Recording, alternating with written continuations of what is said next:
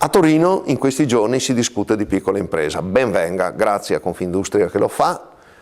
Attenzione, le piccole imprese non sono così banali come crede qualcuno, sono molto importanti. Io continuo a ripetere che il 98% delle imprese italiane ha meno di 20 addetti e il 95% meno di 10.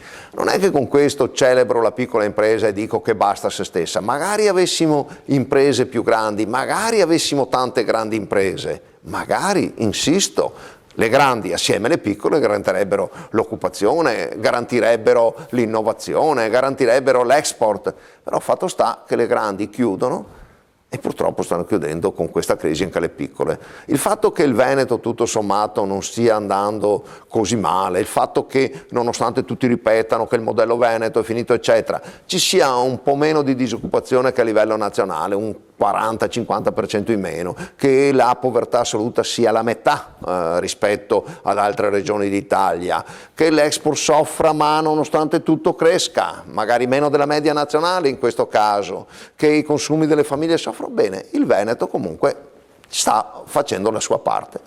E parlando sempre, ritornando alle nostre piccole imprese, cosa succede? Succede che in Veneto su 500.000 imprese il saldo è negativo, il resto d'Italia è positivo per 18.900, nel Veneto meno 2.770. Il dato è già preoccupante di per sé, perché in Veneto, una delle poche regioni in cui il saldo è negativo, è ancora più preoccupante.